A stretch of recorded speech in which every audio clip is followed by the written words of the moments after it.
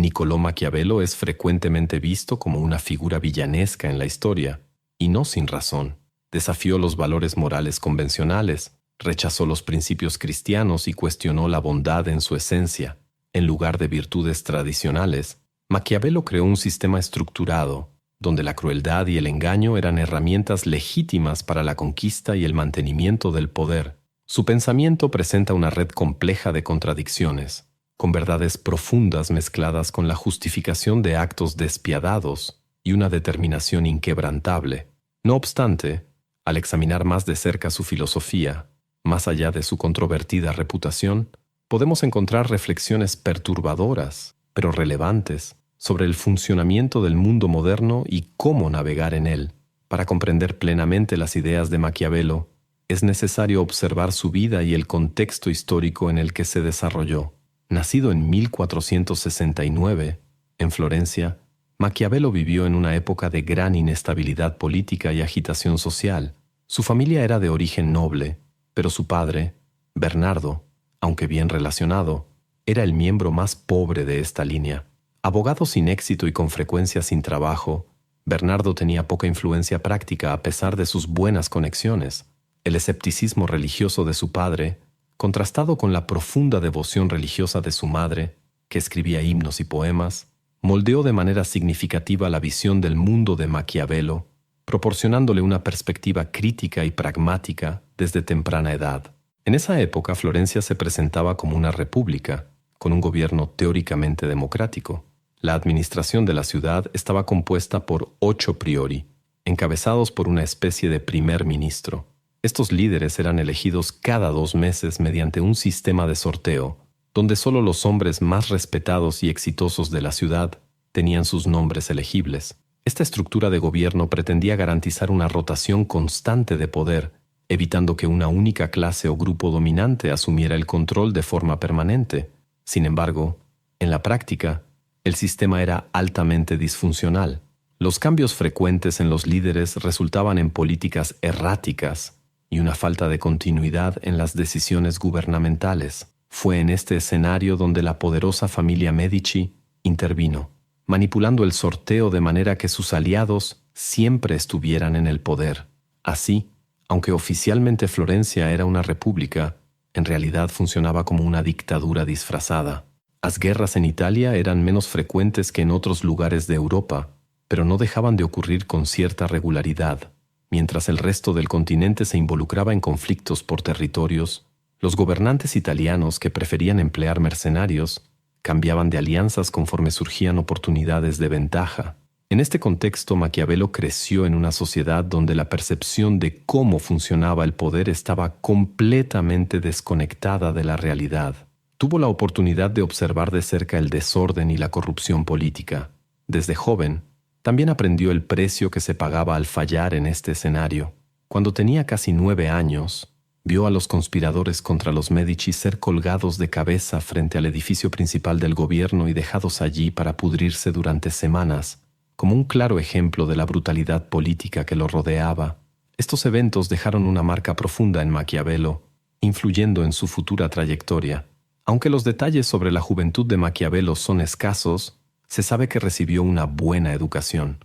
Con la expulsión de los Medici en 1494, Maquiavelo consiguió un puesto en el gobierno florentino, donde comenzó redactando documentos oficiales. En poco tiempo, fue promovido. A los 28 años, ya ocupaba el cargo de secretario de la Segunda Cancillería, uno de los principales departamentos del gobierno de Florencia, y también el de secretario de los 10 de la guerra, un comité responsable de las relaciones exteriores y de la preparación militar. Hasta el día de hoy, no está claro cómo ascendió tan rápidamente, ya que no hay registros que expliquen estas promociones. A pesar de que muchos minimizan la importancia de Maquiavelo como político, alegando que fracasó en su carrera, esta visión no hace justicia a su trayectoria inicial. Durante más de una década, Maquiavelo fue el diplomático más importante de Florencia. Aunque no logró hazañas extraordinarias, es difícil atribuirle la culpa, ya que Florencia era el estado más débil entre los principales estados italianos en un período extremadamente turbulento. En 1512, la República Florentina cayó y los Medici retomaron el poder. Sospechando que Maquiavelo había participado en una conspiración contra ellos, los Medici lo encarcelaron, lo torturaron y al año siguiente lo exiliaron. Fue durante este exilio que Maquiavelo escribió su obra más célebre, El Príncipe. Aunque no fue su único trabajo, sin duda fue el más famoso. La obra más emblemática e influyente de Maquiavelo es El Príncipe, y será a partir de esta obra que exploraremos, en gran parte, la filosofía maquiavélica. El Príncipe fue concebido como un manual para guiar a un líder. Más específicamente, fue escrito para Lorenzo de Medici, el entonces jefe de la poderosa familia Medici. Nos adentraremos en este punto más adelante. Durante mucho tiempo, la filosofía política dominante consideraba la bondad y el carácter moral como los principales criterios para medir la grandeza de un gobernante. Aunque no siempre era posible ver estos ideales aplicados, esta era la concepción predominante. Maquiavelo, en su obra, rompió completamente con esta visión tradicional. Él defendía que, para un gobernante, lo más importante era consolidar y mantener el poder. La bondad no era el parámetro para definir el éxito de un líder, sino la capacidad de construir una nación poderosa. Así, Maquiavelo separó de manera decisiva la política de la ética. Su libro no era una guía para una vida virtuosa, sino un manual para mantenerse en el control y ejercer el poder con eficacia. En este contexto, rechazó la visión cristiana tradicional y dio poco valor a la moralidad convencional. En realidad, Maquiavelo no negaba la existencia de la moralidad, pero creía que un político no podría ser moral todo el tiempo si quería ser eficaz. Este tipo de liderazgo requería valentía y muchas veces una dosis de crueldad y audacia. Aún así, Maquiavelo creía que estas cualidades eran necesarias para mantener el poder. Podría haber suavizado sus ideas y haber dicho algo como: necesitas actuar de esta manera para mantener el poder, pero eso no hace que el poder sea algo bueno. También podría haber mostrado desprecio por el tipo de persona que él creía capaz de mantener el poder. De esta manera, habría evitado muchas de las críticas que recibió, manteniendo aún así su mensaje central. Sin embargo, a lo largo de este pequeño libro, Maquiavelo destruye meticulosamente las nociones tradicionales de moralidad y, en su lugar, construye un análisis perturbador y, a menudo, inquietantemente preciso sobre el funcionamiento del poder. Un ejemplo claro de esto fue Cesare Borgia, hijo del Papa Alejandro VI, quien, con la ayuda de su padre, estaba construyendo un nuevo estado italiano cerca de Florencia en 1502. Borgia conquistó Cesena y, sin perder tiempo, partió en busca de nuevos territorios para expandir su dominio. Para mantener el control en la ciudad recién conquistada, dejó a su mano derecha, Ramiro de Lorca, con la misión de imponer orden a cualquier costo. Borgia le dio a Lorca carta blanca para ser tan cruel como fuera necesario, permitiéndole actuar con total libertad. Lorca no dudó en cumplir la orden. Bajo su mando, hombres fueron decapitados en presencia de sus familias, propiedades fueron confiscadas y cualquier oposición fue aplastada de manera brutal, con castigos extremos como la castración de quienes osaban resistirse. Con el paso del tiempo, Cesena fue sometida bajo un régimen de terror, pero la población, que vivía bajo un miedo constante, comenzó a odiar profundamente a Lorca y, por consecuencia, a Borgia. Cuando Borgia regresó a la ciudad, se dio cuenta de que la crueldad de Lorca había sembrado una semilla de aversión entre los ciudadanos. Los meses de brutalidad habían convertido a Lorca en un símbolo de tiranía, y ese resentimiento amenazaba la propia reputación de Borgia. En una jugada estratégica para preservar su imagen, Borgia ideó un plan traicionero.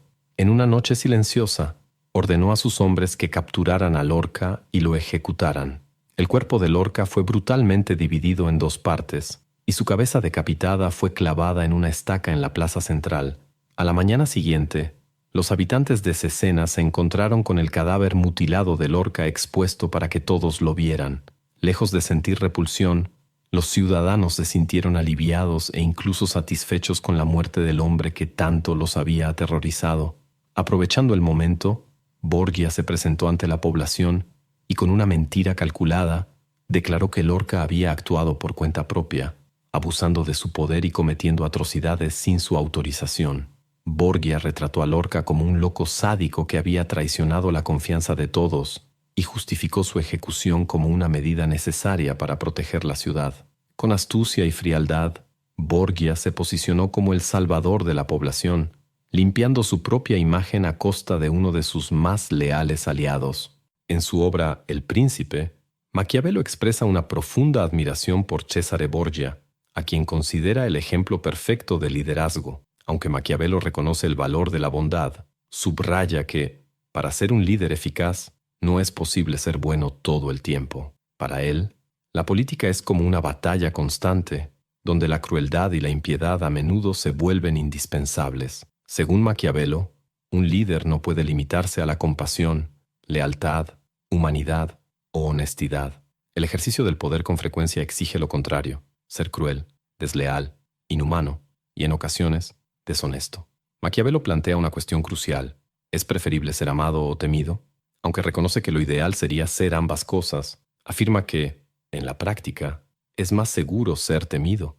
Las personas, según él, son volubles e impredecibles. Algunas son cobardes, otras mentirosas. Muchas pueden ser corrompidas o cambian de opinión fácilmente, independientemente de cuánto aseguren amar a un líder. Sin embargo, el miedo es constante. La amenaza de castigo es una herramienta tangible que mantiene a las personas bajo control. El amor puede desaparecer, pero el miedo permanece. Cambiar la forma de pensar de las personas es una tarea mucho más ardua que inspirar miedo. Maquiavelo cree que, mientras el amor está fuera del control de un líder, el miedo puede ser manipulado. No obstante, advierte sobre un límite delicado. El miedo es útil, pero el odio debe evitarse a toda costa. El odio, según él, genera conspiraciones y asesinatos. Si la violencia es necesaria, debe aplicarse de manera rápida y discreta para no generar resentimiento entre el pueblo. El liderazgo ideal, para Maquiavelo, consiste en ser amado siempre que sea posible, temido cuando sea necesario, pero nunca odiado. Nicolás Maquiavelo no dudaba en abandonar la honestidad cuando era necesario. Aunque reconocía que ser honesto es una virtud admirable, argumentaba que la honestidad a menudo no es práctica para quien desea mantener el poder. Para Maquiavelo, un líder astuto, que supera a sus adversarios con inteligencia y estrategia, es mucho más eficaz que aquel que insiste en ser siempre sincero. Mentir, romper promesas, engañar e incluso traicionar son tácticas aceptables en su visión. Las circunstancias cambian constantemente, y un líder debe ser lo suficientemente flexible para ajustar sus compromisos según las circunstancias. Aunque esto pueda no ser ético, es lo que Maquiavelo considera esencial para el mantenimiento del poder y el fortalecimiento de una nación. Maquiavelo también cuestiona la obligación de ser veraz con los demás, considerando que inevitablemente las personas te mentirán. Ser siempre honesto, según él, sería como ofrecer una ventaja a tus enemigos, negándote a usar un arma que ellos seguramente utilizarán. Este desprecio por la honestidad se refuerza aún más por su creencia de que un líder no necesita, en realidad, poseer virtudes, sino parecer virtuoso. Para ganarse la admiración del pueblo, Maquiavelo afirma que son necesarios dos elementos: una imagen convincente y resultados concretos. La mayoría de las personas, dice él, solo conocen al líder por sus palabras y apariencias, y rara vez tienen acceso a lo que ocurre tras bastidores. Por ello, el juicio público se basará en la percepción que se tiene de él, y no en una comprensión profunda de sus acciones. Sus palabras deben parecer inspiradas por virtudes, pues es de esta manera como el público lo juzgará. Al mismo tiempo, sus hechos serán evaluados por los resultados obtenidos, y no por los métodos utilizados. Y, como sugiere Maquiavelo, la honestidad no siempre es suficiente para garantizar esos resultados. La virtud, o cualquier otra cualidad moral, no es lo que define el juego del poder. Así nace el legado de Maquiavelo, o al menos la reputación que lo hizo tan célebre. Su visión no es intrínsecamente cruel, sino más bien abierta a la posibilidad de ser cruel cuando sea necesario, dispuesta a mentir, engañar y herir para alcanzar sus objetivos. La esencia de esta postura es lo que muchos llamarían cinismo, pero que Maquiavelo prefería considerar como realismo. En varios pasajes de sus obras, él afirma que las personas son, por naturaleza, egoístas, deshonestas y poco confiables. Por lo tanto, para sobrevivir en ese entorno, el líder debe ser igualmente astuto. No obstante, limitar a Maquiavelo a esta visión simplista sería ignorar las verdades más profundas e incómodas que él expuso. Maquiavelo también rechazaba notoriamente el cristianismo como una solución para los desafíos de la vida. En El Príncipe, escribe con desprecio: veo que muchas personas han creído y todavía creen que el mundo es gobernado por Dios y la fortuna, y que por más astutos que los hombres sean, nada pueden hacer para cambiar esto ni para protegerse. Con estas palabras, casi ridiculiza la idea de que el destino humano está en manos de Dios. De cierta manera, esta visión puede considerarse como inspiradora. Tú tienes control sobre tu propia vida, no una fuerza divina. Por lo tanto, haz algo con ese control.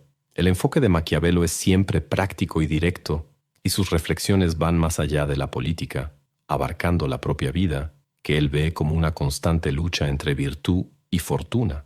A lo largo de El Príncipe, recurre al concepto de virtud, que a primera vista podría parecer sinónimo de virtud. Sin embargo, esa sería una interpretación errónea. A Maquiavelo no le interesaba una simple distinción entre el bien y el mal, sino la búsqueda del éxito en lugar del fracaso y la necesidad de fortaleza en lugar de debilidad. El concepto de virtud, en el pensamiento de Maquiavelo, no tiene una traducción exacta, pero puede entenderse como una combinación de cualidades que permiten alcanzar sus objetivos.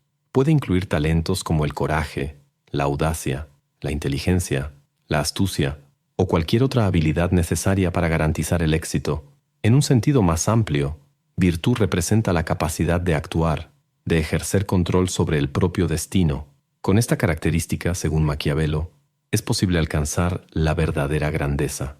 Esta fuerza, sin embargo, está en constante confrontación con la fortuna, que para Maquiavelo simboliza la suerte, el azar. Él sugiere que la fortuna decide la mitad de lo que sucede en nuestras vidas, mientras que la otra mitad está definida por nuestra virtud. Maquiavelo utiliza la metáfora de un río que, al desbordarse, destruye un pueblo y a su gente. Este evento representa la fortuna. No obstante, él argumenta que podemos mitigar los efectos de este destino construyendo diques y presas, preparándonos para enfrentar la imprevisibilidad. En esencia, la fortuna solo ejerce control donde le permitimos hacerlo. Prepararse, muchas veces a través del miedo, es la clave para estar listos cuando la suerte cambie. Maquiavelo advierte que una estrategia exitosa hoy puede fracasar mañana, ya que la fortuna es voluble. La verdadera habilidad, por lo tanto, radica en la capacidad de adaptación. Para él es fundamental ajustar tus acciones conforme las circunstancias cambian, adaptarse o sucumbir. Además, Maquiavelo reconocía la existencia de una naturaleza instintiva dentro del ser humano. Él creía que, bajo las moralidades que practicamos o predicamos, hay una bestia oculta que busca satisfacer sus deseos a cualquier costo. De cierta manera, estaba adelantado a su tiempo, pues el psicólogo Carl Jung más tarde concebiría una idea similar, llamándola sombra, mientras que Freud se referiría a este fenómeno como el subconsciente. Al igual que estos pensadores, Maquiavelo afirmaba que no debemos reprimir a esa bestia interna, pero tampoco podemos dejar que tome el control. La clave está en aprender a trabajar con ella, usando su fuerza a nuestro favor. Sé siempre ético, bondadoso y justo cuando sea posible. No obstante, al perseguir un objetivo, adopta la postura de una fiera. Actúa como un león, cuya imponencia ahuyenta a las hienas, y como un zorro, lo suficientemente astuto para escapar de las trampas. Seguir estrictamente las leyes, la moralidad y las costumbres de los hombres puede llevarte lejos, pero solo hasta cierto punto. Maquiavelo nos ofrece una reflexión intrigante al abordar la diferencia entre el mundo tal como debería ser y el mundo tal como realmente es. Esta distinción, creo yo, es una de las más aterradoras y precisas de sus enseñanzas. Nos alerta sobre el abismo que separa estas dos realidades. Si te comportas basándote en una visión idealizada del mundo, ignorando cómo funciona en realidad, estarás caminando hacia tu propia ruina. Maquiavelo afirma que el mundo no es una utopía. Existen aspectos positivos, sí, pero está lejos de ser completamente bueno. Mentiras, trampas y peligros acechan, y es necesario estar preparado para enfrentarlos con resiliencia, viviendo de acuerdo con el mundo tal como es, y no como pensamos que debería ser. Fortalecemos nuestras posibilidades de sobrevivir y prosperar. Este punto, en mi opinión, es la esencia de la filosofía maquiavélica. más allá de cualquier categorización de maldad o villanía. Sin embargo, al intentar aplicar estos principios a la realidad, surgen algunas dificultades. Maquiavelo escribió El Príncipe como un regalo para Lorenzo de Médici, líder de la poderosa familia Médici. Fue un intento de recuperar el favor y la confianza de esta familia y, en última instancia, asegurar un empleo. Vale la pena recordar que Maquiavelo hizo esto después de haber sido encarcelado, torturado y exiliado por los propios Médici. Sin embargo, nunca consiguió el empleo. Lorenzo, según parece, ni siquiera leyó El Príncipe, y aun si lo hubiera hecho, es probable que Maquiavelo no habría obtenido el puesto deseado. Maquiavelo comprendió que sus ideas, aunque brillantes en el papel, quizás solo tuvieran valor para la literatura y no para la política. La obra de Maquiavelo, al defender conceptos como el engaño, la traición, la crueldad y el oportunismo, termina por autoboicotearse. ¿Quién, en su sano juicio, querría tener a un hombre con estas creencias en su círculo más íntimo? ¿Cómo confiar en alguien que defiende comportamientos tan antisociales y potencialmente destructivos? Sus principios, cuando son expuestos, se convierten en armas de aislamiento. Maquiavelo, al promover su ideología, parece haber sacrificado su propia aceptación. ¿Quién leería El Príncipe y desearía la compañía de Nicolás Maquiavelo? La respuesta, evidentemente, es casi nadie. Aunque se podría argumentar que sería más prudente tenerlo como aliado que como enemigo, su carrera política nunca alcanzó un nivel significativo de poder. No redactó constituciones revolucionarias, no lideró levantamientos ni gobernó ciudades o naciones. Por más que teorizara sobre el poder y la política, Maquiavelo nunca demostró gran habilidad para aplicar sus propias ideas de manera eficaz. De hecho, no hay indicios de que haya practicado algo genuinamente maquiavélico en su vida. Claro, es posible que haya actuado con tanta astucia y discreción que sus acciones pasaron desapercibidas para la historia. Sin embargo, los registros no lo favorecen mucho más allá de su papel como autor. Tras el fracaso de El Príncipe, se alejó de las grandes ambiciones políticas y se dedicó a una vida más enfocada en los placeres personales. Maquiavelo se involucró en diversas aventuras amorosas y encontró un éxito inmediato al escribir comedias teatrales de contenido romántico y satírico. Aún así, su verdadero deseo siempre fue regresar a la política. Eventualmente, Maquiavelo fue convocado por un miembro distante de la familia Médici para asesorar sobre un posible conflicto entre Francia y España. Su misión era supervisar las defensas de Florencia. Sin embargo, cuando el ejército español se acercó, simplemente rodeó la ciudad y optó por saquear Roma sin enfrentar grandes resistencias. La caída de los Médici ocurrió una vez más, y Maquiavelo, nuevamente, cayó en desgracia, quedando desempleado y sin influencia. Se enfermó y poco después murió, concluyendo su vida sin haber alcanzado nunca el reconocimiento político que tanto anhelaba. Aunque su carrera política fue relativamente irrelevante, el impacto de Maquiavelo en la historia permanece incontestable. Sus escritos, en particular El Príncipe, dejaron una marca profunda. Publicado solo después de su muerte, el libro pronto causó polémica. Un cardenal inglés llegó a afirmar que la obra había sido escrita por el dedo de Satanás, y el Papa Paulo IV rápidamente la prohibió. En Francia, durante el tumultuoso periodo de los conflictos entre los hugonotes protestantes y los católicos, el país estaba en manos de Carlos IX, un rey joven y enfermo. Sin embargo, el verdadero poder lo tenía su madre, Catalina de Médici, una italiana de Florencia e hija de Lorenzo de Médici, a quien el príncipe había sido originalmente dedicado. En 1572, la masacre del día de San Bartolomé resultó en la muerte de miles de hugonotes, y Catalina fue responsabilizada por el baño de sangre. Jean de la Gessé, uno de los pocos sobrevivientes, escribió un libro que consolidó la imagen de Maquiavelo como un villano. Retrató a Catalina como una devota lectora de las obras de Maquiavelo y presentó al autor como el epítome de la crueldad y la malicia italiana. Esta interpretación distorsionada de los escritos de Maquiavelo se difundió rápidamente, y muchos lectores, descontextualizando sus ideas, comenzaron a asociar su filosofía con la brutalidad y la inmoralidad. Este concepto tergiversado fue lo que se popularizó. La obra de Jean de la Gessé fue traducida al latín y al inglés mucho antes de que El Príncipe estuviera disponible en estos idiomas, y esta visión maquiavélica negativa empezó a permear la cultura popular. Con el tiempo, el arquetipo maquiavélico se convirtió en una presencia frecuente en las artes, especialmente en el teatro y la literatura, asociando el nombre de Maquiavelo con la maldad.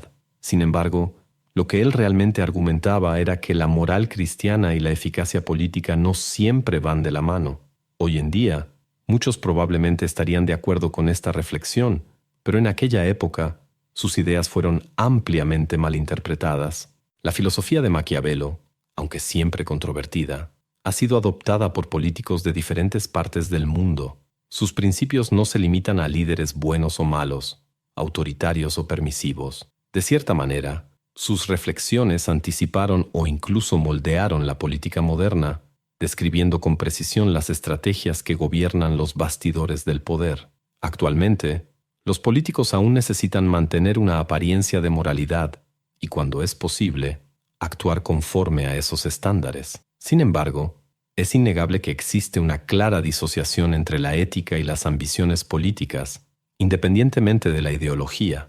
Independientemente de cuál sea tu visión política, es difícil negar la veracidad de esta constatación. Personalmente, nunca encontré particularmente atractivas las primeras discusiones en torno a Maquiavelo. Sin embargo, al analizar sus reflexiones sobre la vida, el mundo y las formas de actuar dentro de él, se puede percibir una sabiduría atemporal, una sabiduría que, en ocasiones, evitamos enfrentar. Reconozco que muchas de las ideas cínicas de Maquiavelo me causan resistencia. Jamás aspiraría a ser como Cesare Borgia, tampoco me gustaría tener un líder similar. Creo firmemente en la bondad inherente de las personas. Sin embargo, imagino que Maquiavelo se burlaría de esta creencia. Diría que me estoy dejando llevar por ilusiones, viviendo de acuerdo con una visión idealista de cómo debería ser el mundo, y no como realmente es. Los escritos de Maquiavelo poseen una determinación implacable.